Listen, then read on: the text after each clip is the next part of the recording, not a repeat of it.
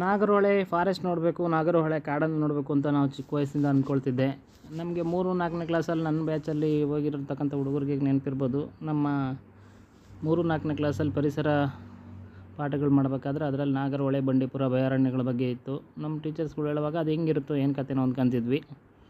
ಒಟ್ಟಿನಲ್ಲಿ ಇಷ್ಟು ವರ್ಷ ಆದಮೇಲೆ ನಾಗರಹೊಳೆ ಕಾಡು ನೋಡೋಣ ಅಂತಂದ್ಬಿಟ್ಟು ಎದ್ದು ಬೆಂಗಳೂರಿಂದ ಮೈಸೂರು ತಲುಪಿ ಅಲ್ಲಿಂದ ಹುಣಸೂರಿನಲ್ಲಿ ಸ್ನೇಹಿತರ ಮನೆಯಲ್ಲಿ ಹಾಲ್ಟಾಗಿ ಬೆಳಗ್ಗೆ 5:15ಗೆ ಎದ್ದು 5:15 ನಮ್ಮ 3:15ಗೆ ಎದ್ದು 5:15 ಅಷ್ಟೊತ್ತಿಗೆ ಅಲ್ಲಿ ರೀಚ್ ಆದ್ವಿ.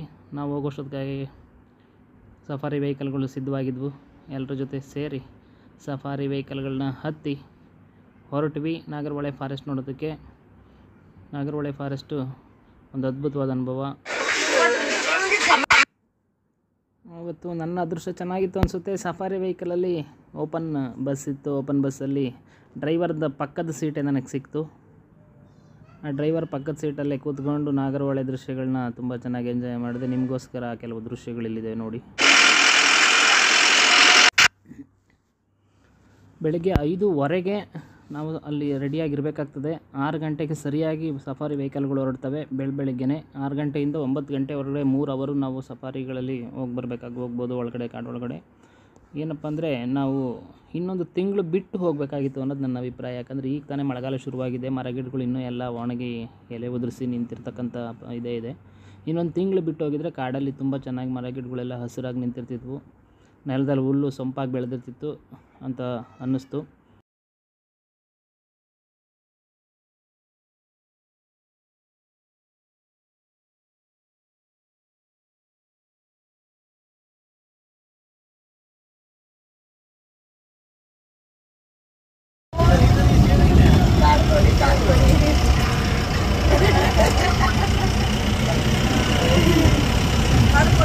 ಕಾಡು ಕೋಳಿ ಇದೆ ನೋಡಿ ಇಲ್ಲಿ.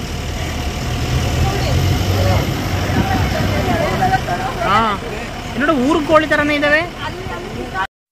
ನಮ್ಮ ಸಫಾರಿ ಡ್ರೈವರು 1 ನಿಮಿಷ ವೆಹಿಕಲ್ನ ಆಫ್ ಮಾಡಿದ್ರು. ಬೆಳಗ್ಗೆ ಕಾಡಿನಲ್ಲಿರ್ತಕ್ಕಂಥ ಧ್ವನಿ ಎಷ್ಟು ಸುಂದರವಾಗಿರುತ್ತೆ ಅಂತ ನೋಡಿ, ಒಂದ್ಸಲ ಕೇಳಿಸ್ಕೊಳ್ಳಿ. ತುಂಬ ಅದ್ಭುತವಾದ ಧ್ವನಿ.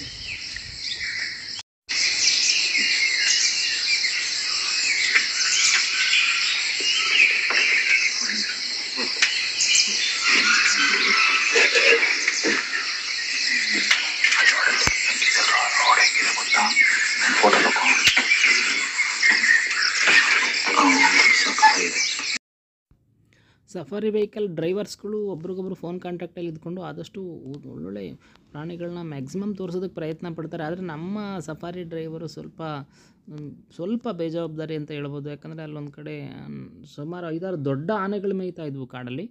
ಆ ಹತ್ರಕ್ಕೆ ಹೋಗಿ ಸುಮಾರು ಒಂದು 2-3 ವೆಹಿಕಲ್ನವ್ರು ನೋಡ್ತಿದ್ರು. ನಮ್ಮನ್ನು ಕರ್ಕೊಂಡು ಹೋಗಪ್ಪ ಹತ್ರಕ್ಕೆ ಅಂತಂದಾಗ ಆತ ಅಲ್ಲಿ ಟರ್ನ್ ಆಗೋದಿಲ್ಲ, ನಮ್ಮ ಗಾಡಿ ಕಟ್ ಆಗೋದಿಲ್ಲ ಅಂತ ಏನೋ ಒಂದು ಕುಂಟು ನೆಪ ಹಾಕ್ಕೊಂಡು ನಮ್ಮನ್ನಲ್ಲಿ ಕರ್ಕೊಂಡು ಹೋಗಲಿಲ್ಲ ಹತ್ರಕ್ಕೆ. ಆ್ಯಕ್ಚುಲಿ ಏನಂತ ಕಟ್ಟಾಗದಿರೋ ಅಂಥ ಇಕ್ಕಟ್ಟೇನು ಇರಲಿಲ್ಲ ಅಲ್ಲಿ. ಧಾರಾಳವಾಗಿ ಕಟ್ಟಾಗ್ತಿತ್ತು ಗಾಡಿ. ಆದರೂ ಆತ ಹೋಗಲಿಲ್ಲ. ಅದೊಂದು ವಿಚಾರದಲ್ಲಿ ನಮಗೆ ಬೇಜಾರು ಮಾಡಿಸ್ಬಿಟ್ಟ ಆತ. ಅದೊಂದು ಇಷ್ಟ ಆಗಲಿಲ್ಲ ನನಗೆ. ಯಾರೋ ಇಲ್ಲಿ ವೆಹಿಕಲ್ ನಿಲ್ಲಿಸ್ಕೊಂಡು ಜಿಂಕೆಗಳು ಫೋಟೋದೆಲ್ಲ ತೆಗೆದಿದ್ರು. ಆ್ಯಕ್ಚುಲಿ ಕಾಡಲ್ಲಿ ಈ ಥರ ವೆಹಿಕಲ್ ನಿಲ್ಲಿಸಿ ವೆಹಿಕಲಿಂದ ಹೊರಗಡೆ ಬರೋದು ನಿಷೇಧ ಇದೆ. ಕಾಡು ಪ್ರಾಣಿಗಳು ಅಟ್ಯಾಕ್ ಮಾಡ್ತವೆ. ಹಾಗಾಗಿ ಇವ್ರು ಕಾನೂನು ಬಾಹಿರವಾಗಿ ನಿಂತಿದ್ರು. ಅದು ನೋಡಿದ ತಕ್ಷಣ ನಮ್ಮ ವೆಹಿಕಲ್ ನೋಡಿದ ತಕ್ಷಣ ಹತ್ಕೊಂಡು ಹೊರಟೋಗ್ಬಿಟ್ರು. ನಮ್ಮ ಡ್ರೈವರ್ ಅಲ್ಲಿಗೆ ಜೋರಾಗಿ ಗದ್ರುಕೊಂಡ್ರು. ಅಂತೂ ಇಂತೂ ನಮ್ಮ ಕಣ್ಣಿಗೆ ಒಂದು ಹುಲಿ ಕಾಣಿಸ್ಕೊಂಡೇ ಬಿಡ್ತು ಸಫಾರಿಯಲ್ಲಿ. ನಮ್ಮ ಬಸ್ಸಲ್ಲಿದ್ದವರೇ ಯಾರೋ ಒಬ್ಬ ಪ್ರಯಾಣಿಕರು ಅಕಸ್ಮಾತಾಗಿ ನೋಡಿ ಸಡನ್ನಾಗಿ ನಿಲ್ಲಿಸಿದ್ರು. ಈ ಹುಲಿ ಒಂದೇ ಹುಲಿನೇ ನಮಗೆ ಆ್ಯಕ್ಚುಲಿ ಕಾಣಿಸಿದ್ದು ಈ ಕಾಡಲ್ಲಿ.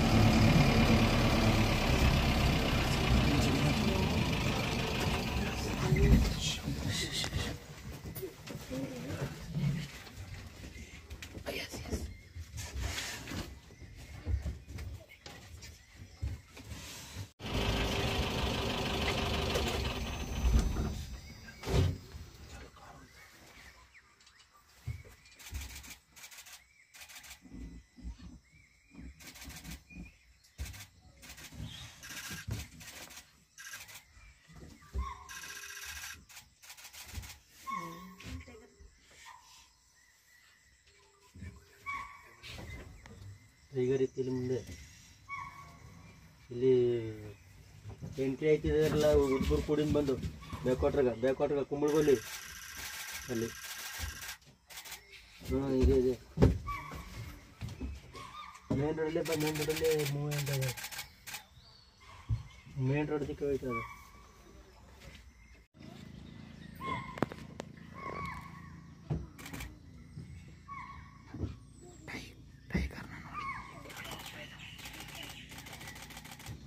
ಕಾಣ್ತಿದೆಯಾ? ಇಲ್ಲ ಕಾಣ್ತಿಲ್ಲ. ಅವು ಆ ಜಿಂಕೆಗಳು ಅವು ನೋಡಿ ಗಾಬರಿಯಾಗಿದ್ದಾವೆ. ಗಾಬರಿಯಾಗಿ ಬಾಲ ಎತ್ಕೊಂಡು ಮೇಲಕ್ಕೆ ಕೂಗಾಡ್ ಸಿಗ್ನಲ್ ಕೊಡ್ತಾ ಇದ್ದಾವೆ. ಅಲ್ಲೇ ಇದೆ ಇದು.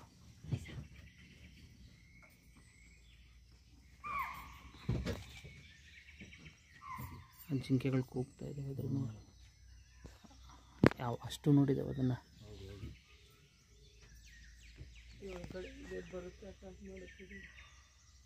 ಅದು ಯಾವಾಗಲೂ ಅವು ನೋಡ್ತಿದ್ದಾವೆ ಅದನ್ನು. ಅವು ನೋಡ್ತಿದ್ದಾವೆ, ಗೊತ್ತಾಗ್ತಿದೆ ಅವಕ್ಕೆ ಅದರ ಮೂಮೆಂಟ್ ಗೊತ್ತಾಗ್ತಿದೆ. ಬಾಲ ಎತ್ಕೊಂಡು ಹೆದರ್ಕೊಂಡು ಹೋಗ್ತಾ ಇದ್ದಾವೆ. ಅದು ಏನು ಸೈಲೆಂಟಾಗಿ ಮೂವ್ ಆಗುತ್ತೆ ನೋಡ್ರಿ ಒಳಗಡೆ ಕಾಡಲ್ಲಿ.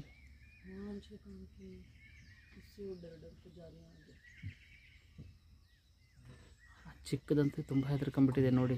ಚಿಕ್ಕದು ತುಂಬ ಹೆದರ್ಕೊಂಡ್ಬಿಟ್ಟಿದೆ.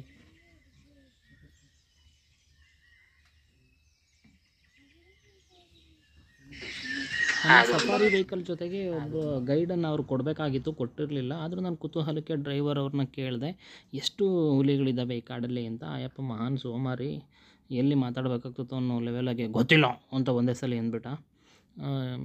ಮುಂದೆ ಇನ್ನೇನು ನೀನು ಕೇಳಬಾರ್ದು ಅನ್ನೋ ಲೆಕ್ಕದಲ್ಲೇ ಅಯ್ಯಪ್ಪ ನಮ್ಮ ಹತ್ರ ನಡ್ಕೊಂಡ್ಬಿಟ್ಟ. ಅದು ನನಗಿಷ್ಟ ಆಗಲಿಲ್ಲ ಆ ವ್ಯಕ್ತಿ ಆ ಥರ ನಡ್ಕೊಂಡಿದ್ದು. ಅಟ್ಲೀಸ್ಟ್ ಹೇಳ್ಬೋದಿತ್ತು. ಪ್ರತಿದಿನ ಒಂದು ದಿನ ಇದೇ ಆಗಿರೋದ್ರಿಂದ ಅಯ್ಯಪ್ಪ ಆ ಥರ ನಡ್ಕೊಂಡಂತ ನಾನು ಅಂದ್ಕೊಂಡೆ. ನಾಗರಹೊಳೆ ಫಾರೆಸ್ಟ್ ನೋಡ್ಕೊಂಡು ಬಂದಮೇಲೆ ನಾನು ಕೆಲವೊಂದು ವಿಚಾರಗಳನ್ನ ಈ ವಿಡಿಯೋ ಜೊತೆಗೆ ಹಂಚ್ಕೊಳ್ಳೇಬೇಕು ಅಂತ ಅನ್ನಿಸ್ತು. ಕಾಡನ್ನು ನೋಡಿ ಕಾಡನ್ನು ಅರ್ಥ ಮಾಡ್ಕೋಬೇಕು ಅಂದರೆ ಬಹಳ ಅಂತರ್ಮುಖಿ ನಾಲೆಡ್ಜ್ ಬೇಕಾಗ್ತದೆ. ಫಾರ್ಚುನೇಟ್ಲಿ ನನಗೆ ಆ ನಾಲೆಡ್ಜು ತುಂಬ ಸಿಕ್ಕಿದೆ. ನಾನು ಅದೃಷ್ಟವಂತ ಅಂತ ಹೇಳ್ಬೋದು. ಯಾಕೆ ಅಂತ ಹೇಳ್ತೀನಿ ಕೇಳಿ. ನಾನು KP ಪೂರ್ಣಚಂದ್ರ ತೇಜಸ್ವಿಯವರ ಪುಸ್ತಕಗಳನ್ನ ಓದಿದ್ದೀನಿ. KP ಪೂರ್ಣಚಂದ್ರ ತೇಜಸ್ವಿಯವರ ಥರ ಕಾಡಿನ ಬಗ್ಗೆ, ಕಾಡಿನ ಜೀವಿಗಳ ಬಗ್ಗೆ, ಕಾಡಿನ ಪರಿಸರದ ಬಗ್ಗೆ ಯಾರೂ ಅಷ್ಟು ಡೀಪಾಗಿ ಬರೆಯೋದಕ್ಕೆ ಸಾಧ್ಯ ಇಲ್ಲ ಅಂತ ನಾನು ನಂಬಿದ್ದೀನಿ. ಯಾಕಂದರೆ ನಾಗರಹೊಳೆ ಫಾರೆಸ್ಟ್ನ ಮೇನ್ ಅಟ್ರಾಕ್ಷನ್ ಇಲ್ಲಿ ಮುಂದೆ ಬರುತ್ತೆ. ಕಬಿನಿ ನದಿಯ ನೀರು ಇಲ್ಲಿ ನಿಂತ್ಕೊಳ್ಳುತ್ತೆ. ಹಾಗಾಗಿ ಪ್ರಾಣಿಗಳೆಲ್ಲ ಇಲ್ಲಿ ನೀರು ಕುಡಿಯೋದಕ್ಕೆ ಬರ್ತವೆ ಅಂತ ಹೇಳ್ತಾರೆ. ನಾವು ಹೋದಾಗ ಕಾಡಲ್ಲಿ ಎಲ್ಲ ಕಡೆ ಮಳೆ ಬಂದು ಎಲ್ಲ ಕಡೆ ನೀರು ನಿಂತಿದ್ದರಿಂದ ಪ್ರಾಣಿಗಳಿಗೆ ಇಲ್ಲೇ ಬಂದು ನೀರು ಕುಡಿಬೇಕು ಅನ್ನೋ ಅವಶ್ಯಕತೆ ಏನಿರಲಿಲ್ಲ. ಹಾಗಾಗಿ ಪ್ರಾಣಿಗಳೇನು ಬರಲಿಲ್ಲ. ಆದರೆ ಇಂಟರ್ನೆಟ್ಟಲ್ಲಿ ನಾವು ಹುಡುಕಿದಾಗ ನಾಗರಹೊಳೆ ಫಾರೆಸ್ಟ್ನ ಪ್ರಾಣಿಗಳಿರ್ತಕ್ಕಂಥ ಚಿತ್ರಗಳು ಹೆಚ್ಚು ಈ ಸುತ್ತಮುತ್ತದ ಪ್ರದೇಶದಲ್ಲಿರ್ತಕ್ಕಂಥ ಚಿತ್ರಗಳೇ ಕಂಡು ಬರ್ತವೆ ಅಂತ ಹೇಳ್ತಾರೆ. ನೋಡಬೇಕು.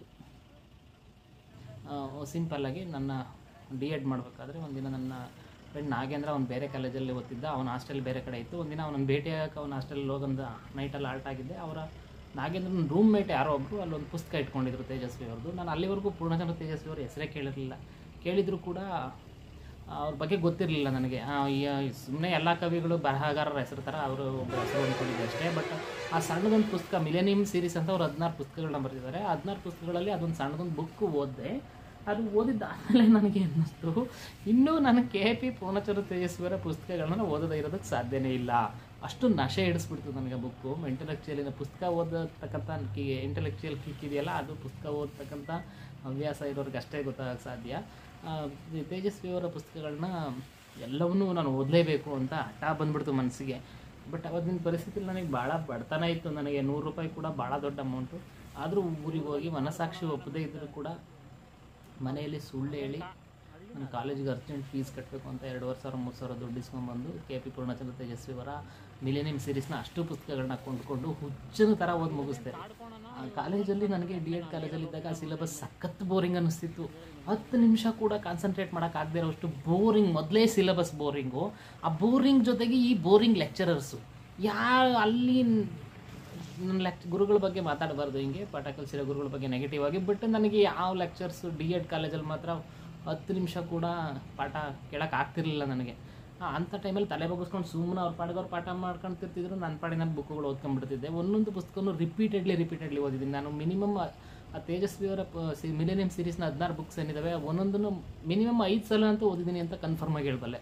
ಅಷ್ಟೊಂದು ಹುಚ್ಚು. ಅದರಲ್ಲಿ ತೇಜಸ್ವಿಯವರ ಕಾಡಿನ ಕಥೆಗಳು ಅಂತ ಒಂದಷ್ಟು ಇದ್ದಾವೆ. ಅದರಲ್ಲಿ ನರಭಕ್ಷಕಗಳು ಹಿಂದಿನ ಕಾಲದಲ್ಲಿ ಇವು ಕಾಡಿನ ಪಕ್ಕ ಮನುಷ್ಯನಿಗೂ ಕಾಡು ಪ್ರಾಣಿಗಳು ಸಂಘರ್ಷ ಹೆಂಗೆ ನಡೀತಿದ್ದು, ಕಾಡಿನ ಪಕ್ಕ ವಾಸ ಮಾಡ್ತಕ್ಕಂಥ ಜನರು ಹೆಂಗೆ ಕಾಡು ಪ್ರಾಣಿಗಳನ್ನ ಫೇಸ್ ಮಾಡ್ಕೊಂಡು ಬದುಕಬೇಕಾಗಿತ್ತು ಅಂತ ಭಾಳ ಚೆನ್ನಾಗಿ ಬರ್ತಿದ್ದಾರೆ ಅದರಲ್ಲಿ. ಯಾವುದಾದ್ರೂ ಕಾಡು ಪ್ರಾಣಿ ವಯಸ್ಸಾಗಿನೋ ಅಥವಾ ಅಂಗವಿಕಲ ಆಗಿನೋ ಕಾಡಿನಲ್ಲಿ ಸಹಜವಾಗಿ ಬೇರೆ ಪ್ರಾಣಿಗಳನ್ನ ಬೇಟೆಯಾಡ್ಕೊಂಡು ತಿನ್ನೋಕ್ಕಾಗದೇ ಇದ್ದಾಗ ಅದು ನಿಧಾನಕ್ಕೆ ನರಭಕ್ಷಕ ಆಗಿ ರೂಪ್ಕೊಳ್ತಿತ್ತು. ಮನುಷ್ಯರು ತುಂಬ ಈಸಿಯಾಗಿ ಸಿಗ್ತಾರೆ. ಬೇರೆ ಪ್ರಾಣಿಗಳ ಥರ ತಪ್ಪಿಸ್ಕೊಂಡು ಸ್ಪೀಡಾಗಿ ಓಡೋಗೋಕ್ಕಾಗಲ್ಲ ಮನುಷ್ಯರ ಕೈಲಿ. ಹಂಗಾಗಿ ಮನುಷ್ಯನ ಮಾಂಸದ ರುಚಿಯನ್ನು ಹತ್ತಿಸ್ಕೊಂಡ್ಬಿಡ್ತಿದ್ವು. ಅವು ಒಂದು ಸಲ ಒಂದು ನರಭಕ್ಷಕ ಪ್ರಾಣಿ, ಒಂದು ಮಾಂಸಾಹಾರಿ ಪ್ರಾಣಿ ಮನುಷ್ಯರ ಮಾಂಸದ ರುಚಿಯನ್ನು ನೋಡ್ತು ಅಂದರೆ ಬೇರೆ ಇದೇ ಇಲ್ಲ, ಅಷ್ಟೊಂದು ಭಯಂಕರವಾಗಿ ಮನುಷ್ಯರನ್ನ ಕೊಲ್ತಿದ್ವು ಅವು. ರಾತ್ರಿ ಹೊತ್ತು ಹಿಡ್ಕೊಂಡು ನಾನು, ಯಾಕಂದರೆ ನಾಗರಹೊಳೆ ಕಾಡಲ್ಲಿ ಹೋದಾಗ ಅಲ್ಲಿ ಮಾನಂತವಾಡಿ ಅನ್ನೋ ಒಂದು ಪ್ಲೇಸು ಎಷ್ಟು ದೂರ ಇದೆ ಅಂತ ಒಂದು ಬೋರ್ಡ್ ಇತ್ತು, ಒಂದು ಮೈಲಿಕಲ್ಲು ನೋಡಿದಾಗ ನನಗೆ ತೇಜಸ್ವಿ ಅವ್ರ ಪುಸ್ತಕ ಟಕ್ಕಂತ ನೆನಪಾಯ್ತು. ಮಾನಂತವಾಡಿ ನನ್ನ ಪುಸ್ತಕಗಳಲ್ಲಿ ಓದಿದ್ನಲ್ಲ ಅದೇ ಪ್ಲೇಸು ಇಲ್ಲೇ ಹತ್ರದಲ್ಲಿದೆ ಅಲ್ವಾ ಅಂತ ಅಂದ್ಕೊಂಡು ನಾನು ನೆನಪಿಸ್ಕೊಂಡೆ. ತೇಜಸ್ವಿ ಅವ್ರ ಬುಕ್ಗಳಲ್ಲಿ ಬಿದ್ದಾವೆ. ತೇಜಸ್ವಿ ಅವ್ರ ಬುಕ್ಗಳು ಭಾಳ ಡೀಪ್ ನಾನು ಹೇಳ್ತಾ ಇದ್ದೀನಿ.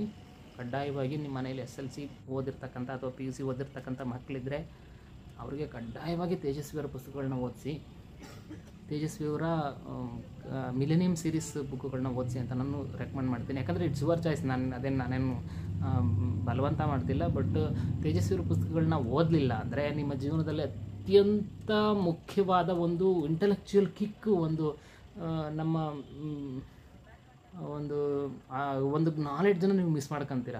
ಆ ನಾಲೆಡ್ಜ್ ಮಿಸ್ ಮಾಡ್ಕೊಂಡ್ರೆ ನನಗೆ ಗೊತ್ತು ಅದ್ರ ಬೆಲೆ ಏನು ಅಂತ. ನಾಲೆಡ್ಜ್ ಭಯಂಕರ ಇದ್ದಾವೆ ಪುಸ್ತಕಗಳು. ಹಾಗಾಗಿ ದಯಮಾಡಿ ಅವನ್ನು ಓದಿ. ಅಷ್ಟು ಹೇಳಬಲ್ಲೆ. ಯಾಕೆ ಹೇಳ್ತಿದ್ದೀನಿ ಅಂದರೆ, ನಾವು ನಾಗರಹೊಳೆ ಕಾಡಿಗೆ ಹೋಗಿ ಸಫಾರಿ ನೋಡಿಕೊಂಡು ಅವತ್ತೇ ಒಂದೇ ಒಂದು ಹುಲಿ ನೋಡ್ಕೊಂಡು ವಾಪಸ್ ಬಂದ್ವಲ್ಲ, ಅವತ್ತೇ ಸಂಜೆ ಒಂದು ಘಟನೆ ಆಯಿತು. ಅಲ್ಲಿ ಯಾವುದೋ ಅಂತರ್ಸಂತೆ ಅಂತಕ್ಕಂಥ ಒಂದು ಪ್ಲೇಸ್ ಇದೆ. ಆ ಪ್ಲೇಸು ಆ ಕಾಡಿನ ಪಕ್ಕನೇ ಇದೆ. ಯಾರೋ ಒಬ್ಬ ಹೆಣ್ಣು ಹಾಡಿ, ಆ ಗಿರಿಜನ ಹಾಡಿಗಳಲ್ಲಿ ಅಲ್ಲಿ ಕೆಲಸ ಇರೋದು ಬದುಕ್ತಕ್ಕಂಥ ಒಬ್ಬ ಹೆಣ್ಣು, 48 ವರ್ಷದ ಒಬ್ಬ ಅಮ್ಮ, ಚಿಕ್ಕಮ್ಮ ಅಂತ ಯಾರೋ ಅಮ್ಮ ಮೇಕೆ ಮೇಯ್ಸೋಕೆ ಹೋಗಿದ್ದಾಳೆ ಕಾಡು ಪಕ್ಕ. ಆ ಸಂಜೆನೇ ಆ ಅಮ್ಮ ಹುಲಿ ಹಿಡ್ಕೊಂಡ್ಬಿಟ್ಟಿದೆ. ನಾನು ನರಭಕ್ಷಕ ಹುಲಿಗಳು, ಚಿರತೆಗಳು ಹಿಂದಿನ ಕಾಲದಲ್ಲಿದ್ದು, ಬ್ರಿಟಿಷ್ ಕಾಲದಲ್ಲಿದ್ದು ಪುಸ್ತಕಗಳಲ್ಲಿ ಓದಿರೋದಷ್ಟೇ. ಈಗ ಅವೆಲ್ಲ ಇಲ್ಲ ಅಂತ ಅಂದ್ಕೊಂಡಿದ್ದೆ. ಈಗ ಜಸ್ಟ್ ಯಾವತ್ತು 2 days ಎಗೋ ನಾವು ಏನು ಹೋಗಿದ್ವಿ, ನಾವು ಬಂದಿದ್ದ ದಿನ ಸಂಜೆನೇ ಆ ಅಮ್ಮ ಹುಲಿಗೆ ಬಲಿ ಆಗಿಬಿಟ್ಟಿದ್ದಾಳೆ. ನಾವು ಹೋಗಿ ಆಲ್ಟಾಗಿ ಮನೇಲಿ ಹುಣಸೂರಲ್ಲಿ ಆಲ್ಟಾಗಿದ್ವಲ್ಲ ಸ್ನೇಹಿತರು, ಅವರು ಒಬ್ಬ police constable law and order ಕೆಲಸ ಮಾಡ್ತಾರೆ. ಅವರು ಅದೇ ಕೇಸನ್ನು ಹ್ಯಾಂಡ್ಲ್ ಮಾಡೋಕ್ಕೆ ಹೋಗಿದ್ರು. ಅಲ್ಲಿ ಅವರು ತೋರಿಸಿದ್ರು, ಅಲ್ಲಿ ಫೋಟೋ ಹೊಡ್ಕೊಂಬಂದಿದ್ದು ತೋರಿಸಿದ್ರು. ಕಾಡಲ್ಲಿ ಹೋಗಿ ಅಮ್ಮನ ದೇಹದ ಭಾಗಗಳನ್ನ, ಹುಲಿ ತಿಂದು ಬಿಟ್ಟಿರ್ತಕ್ಕಂಥ ದೇಹದ ಭಾಗಗಳನ್ನ ಫೋಟೋ ಹೊಡ್ಕೊಂಬಂದಿದ್ರು. ಒಂದು ಕಾಲನ್ನ ಪೂರ್ತಿ ಕಿತ್ತು ತಿಂದುಬಿಟ್ಟಿದೆ, ಇನ್ನು ಉಳಿದಂಥ ದೇಹನ ಅರ್ಧ ಕಿತ್ತು ತಿಂದುಬಿಟ್ಟಿದೆ. ಬಹಳ ಭಯಾನಕವಾದ ಸಾವು ಪಾಪ ಅಮ್ಮಗೆ ಸಿಕ್ಬಿಡ್ತು. This is very very horrible way to go. ಈ ಥರದ ಸಾವು ಯಾರಿಗೂ ಕೂಡ ಬರಬಾರ್ದು ಅಂತ ನಾನು ಬಯಸ್ತೀನಿ. ಅಷ್ಟೊಂದು ಭಯಾನಕವಾಗಿ ಅಮ್ಮ ಬಲಿ ಆಗಿಬಿಟ್ಟಿದ್ದಾಳೆ. ನನಗೆ ನೋಡಿ ಭಾಳ ಹರ್ಟ್ ಆಗೋಯ್ತು. ಅದೊಂದು ಘಟನೆ ನಡೀಲಿಲ್ಲ ಅಂದಿರೋ ನನ್ನ ನಾಗರಹೊಳೆ ಕಾಡಿನ ಅನುಭವ ಭಾಳ ಅದ್ಭುತ ಸೂಪರ್ ವಂಡರ್ಫುಲ್ ವಾವ್ ಅಂತಲೇ ಹೇಳ್ತಿದ್ದೆ. ಬಟ್ ಕಾಡು, ನಾವು ಹೋಗಿ ಸಫಾರಿ ಜೀಪಲ್ಲಿ ಕೂತ್ಕೊಂಡು, ಓಪನ್ ಜೀಪಲ್ಲಿ ಕೂತ್ಕೊಂಡು, ವಾವ್ ಸುಂದರ ಹಸಿರು, ಎಷ್ಟೊಂದು ಸೈಲೆನ್ಸು, ಕಾಡು, ವಾವ್ ವಂಡರ್ಫುಲ್ ಅಂದ್ಕೊಂಡು ಫೋಟೋ ಹೊಡ್ಕೊಂಡು ವೀಡಿಯೋ ಮಾಡ್ಕೊಂಡು ಬಂದುಬಿಡ್ತೀವಿ. ಆದರೆ ಅಲ್ಲೇ ಬದುಕ್ತಕ್ಕಂಥ ಜನರ ಜೀವನ ಎಷ್ಟೊಂದು ಸ್ಟ್ರಗಲ್ ಅಂತ ನನಗೆ ಮನಸ್ಸು ಭಾಳ ಕಲಕ್ಕೆ ಹೋಗ್ಬಿಡ್ತು. ಯಾಕಂದರೆ ತೇಜಸ್ವಿಯವ್ರ ಪುಸ್ತಕಗಳು ನನ್ನನ್ನು ಆ ಮಟ್ಟಕ್ಕೆ ಕಾಡಿನ ಬಗ್ಗೆ ತಿಳ್ಕೊಂಡಿದ್ದೀನಿ. ಹಾಗಾಗಿ ನಾನು ಕೂಡ ನಿಮಗೆ ಹೇಳೋಕ್ಕೆ ಇಷ್ಟಪಡೋದಂದರೆ, ದಯಮಾಡಿ ತೇಜಸ್ವಿಯವ್ರ ಪುಸ್ತಕಗಳನ್ನ ಓದಿ. ಅವರು ಒಂದು ಕಾಡಿನ ಒಂದೊಂದು ಹುಳದ ಬಗ್ಗೆನೂ, ಒಂದು ಜೇನು ಹುಳದ ಬಗ್ಗೆ, ಒಂದು ಹೆಲಿಕಾಪ್ಟರ್ ಚಿಟ್ಟೆ ಅಂತ ಬರ್ತಾವಲ್ಲ ಅದ್ರ ಬಗ್ಗೆ, ಒಂದು ಕಾಡಲ್ಲಿ ಒಂದು ಮರದ ಎಲೆ ಹಿಂದ್ಗಡೆ ಗೂಡು ಕಟ್ಟಿರ್ತಕ್ಕಂಥ ಒಂದು ಹುಳುವಿನ ಬಗ್ಗೆ, ಒಂದು ಕಪ್ಪೆ ಬಗ್ಗೆ, ಹಾವಿನ ಬಗ್ಗೆ ಎಷ್ಟು ಡೀಪಾಗಿ ಬರೀತಾರೆ ಅಂದರೆ, ನಮ್ಮ ಕಣ್ಮುಂದೆ ನಡೀತಾ ಇದೆ ಈ ಚಿತ್ರ ಅನ್ನೋ ಲೆವೆಲ್ಗೆ ಅದನ್ನು ಇಂಟ್ರೆಸ್ಟಿಂಗಾಗಿ ಕಟ್ಕೊಡ್ತಾರೆ. ನಾವಲ್ಲಿ ಮುಂದೆ ನಿಂತ್ಕೊಂಡು ನೋಡ್ತಿದ್ದೀವಿ ಅನ್ನೋ ಅಷ್ಟು ಇಂಟ್ರೆಸ್ಟಿಂಗಾಗಿ ಆ ಪುಸ್ತಕಗಳಿರ್ತವೆ. ದಯಮಾಡಿ ಓದಿಲ್ಲ ಅಂದರೆ ನಿಮಗೆ ಲಾಸು. ಇದು ಲಾಸು, ನಿಮಗೆ ಬೆಲೆ ಕಟ್ಟಕ್ಕೆ ಆಗದಿರೋ ಲಾಸು ಅಂತ ನಾನು ಹೇಳ್ತೀನಿ. ಅಷ್ಟು ಹೇಳಬಲ್ಲೆ. ಆದರೂ ನಮ್ಮ ನಾಗರಹೊಳೆ ಕಾಡಿನ ಅನುಭವ ಭಾಳ ಇಷ್ಟ ಆಯಿತು. ನೀವು ಕೂಡ ನಾಗರಹೊಳೆ ಫಾರೆಸ್ಟ್ಗೆ ಹೋಗಿ ಇನ್ನೊಂದು ತಿಂಗಳು ಬಿಟ್ಟು ಹೋಗಿ, ಈಗಲೇ ಹೋಗಬೇಡಿ. ಮಳೆಗಾಲದಲ್ಲಿ ಹೋಗಿ, ಒಳ್ಳೆ ಮಳೆ ಬಂದಿರುತ್ತೆ, ಕಾಡು ಚೆನ್ನಾಗಿರುತ್ತೆ, ಭಾಳ ಅದ್ಭುತವಾಗಿ ನೋಡ್ಕೊಂಡು ಬನ್ನಿ. ಆದರೂ ಕಾಡಿನಲ್ಲಿ ಪ್ರಾಣಿಗಳು ಕಡಿಮೆ ಆಗಿಬಿಟ್ಟಿದ್ದಾವೆ. ನಮಗೇನು ಜಾಸ್ತಿ ಪ್ರಾಣಿಗಳು ಕಾಣಿಸಲಿಲ್ಲ. ಜಿಂಕೆಗಳು ಮಾತ್ರ ಒಂದು 1000 ಜಿಂಕೆಗಳು ಕಾಣಿಸಿದ್ವು. ಸ್ಟಾರ್ಟಿಂಗ್ ಹೋಗ್ತಿದ್ದಂಗೆ ಒಂದು ಕಾಡೊಂದು ಮನೆ ಕಂಡಿತ್ತು. ನಮ್ಮ ವೆಹಿಕಲ್ ನೋಡಿ ದೊಡ್ಡೋಗ್ಬಿಡ್ತು. ಕಾಡು ಕೋಳಿಗಳನ್ನ ನೋಡಿದ್ವಿ, ನವಿಲಿಗಳು ನೋಡಿದ್ವಿ, ಮತ್ತು ಯೆಲ್ಲೋ ಕಲರ್ ಬಾಲ ಇರ್ತಕ್ಕಂಥ ಇಷ್ಟು ದಪ್ಪ ಇರ್ತಕ್ಕಂಥ ಅಳಿಲು ಒಂದು ಮರದ ಮೇಲೆ ಹೋಗ್ತಾಯಿತ್ತು. ಅಷ್ಟೇ, ಜಾಸ್ತಿ ಡೈವರ್ಸಿಟಿ ಏನು ಕಾಣಿಸ್ಲಿಲ್ಲ ನನಗೆ. ಅಮೆಝಾನ್ ಫಾರೆಸ್ಟ್, ರೈನ್ ಫಾರೆಸ್ಟ್ಗಳ ಬಗ್ಗೆ ತಿಳ್ಕೊಂಡ್ರೆ ನಿಮ್ಗೆ ಗೊತ್ತಿರುತ್ತೆ. ಒಂದೇ ಒಂದು ಸ್ಕ್ವೇರ್ ಕಿಲೋಮೀಟ್ರ್ ವ್ಯಾಪ್ತಿನಲ್ಲಿ 3000 ಪ್ರಭೇದದ ಪ್ರಾಣಿಗಳು ವಾಸ ಮಾಡ್ತಾವಂತೆ ಅಮೆಝಾನ್ ರೈನ್ ಫಾರೆಸ್ಟಲ್ಲಿ. ಅಷ್ಟೊಂದು ಡೆನ್ಸಿಟಿ ಇರುತ್ತಂತೆ ಅಲ್ಲಿ. ಅದೆಲ್ಲ ತಿಳ್ಕೊಂಡು ಹೋಗಿ ಆ ಲೆವೆಲ್ಗಿರುತ್ತೆ ಕಾಡು ಅಂತ ಏನು ಅಂದ್ಕೊಳಕ್ಕೆ ಹೋಗ್ಬಾರ್ದು. ಇದು ನಮ್ಮ ಕಾಡು, ನಮ್ಮ ನಾಗರಹೊಳೆ ಕಾಡಿನ ಲೆವೆಲ್ಗೆ ಹೋಗ್ಬೋದು. ಕಾಣಿಸಿದ್ವು ಇರೋದ್ರಲ್ಲಿ ಪರವಾಗಿಲ್ಲ, ನಮಗೆ ಇಷ್ಟ ಆಯಿತು ಆ ಸಫಾರಿ. ನೀವು ಕೂಡ ಹೋಗಿ ಅಂತ ನಾನು ಹೇಳೋಕ್ಕೆ ಇಷ್ಟಪಡ್ತೀನಿ. Okay, thank you.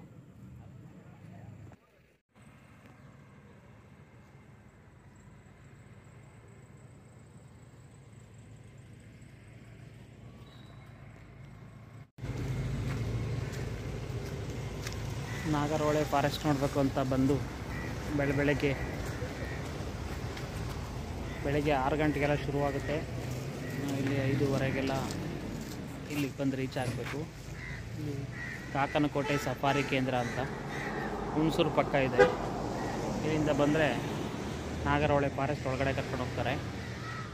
ಅದೃಷ್ಟ ಇದ್ದರೆ ಹುಲಿಗಳು ನೋಡೋದಕ್ಕೆ ಸಿಗ್ತದೆ. ನಮಗೆ ಇವತ್ತು ಒಂದೇ ಒಂದು ಹುಲಿ ನೋಡೋಕ್ಕೆ ಸಿಕ್ತು. ನಮ್ಮ ರೂಟಲ್ಲಿ ಬಂದಿದ್ದಂಥ ಎಷ್ಟೋ ವೆಹಿಕಲ್ಗಳಿಗೆ ಹುಲಿಗಳು ಕಾಣಿಸ್ಲೇ ಇಲ್ಲ, ಬಟ್ ನಮಗೆ ಒಂದು ಸಲ ಮಾತ್ರ ಒಂದು ಹುಲಿ ಕಾಣಿಸ್ತು. ಇನ್ನೊಂದು ಹುಲಿ, ಹೆಣ್ಣು ಹುಲಿ ತನ್ನ ಮರಿಗಳ ಜೊತೆ ಓಡಾಡ್ತಿದೆ ಇಲ್ಲೇ ಅಂತ ಮಾತಾಡ್ತಿದ್ರು, ಬಟ್ ನಮಗೆ ಅದು ಕಾಣಿಸ್ಲಿಲ್ಲ.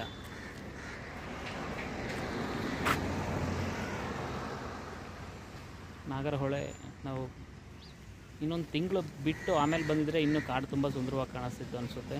ಈಗಿನ್ನೂ ಮರಗಳು ಎಲೆ ಉದುರಿಸಿ ಹೊಸ ಎಲೆಗಳು ಚಿಗುರ್ತಾ ಇದ್ದಾವೆ.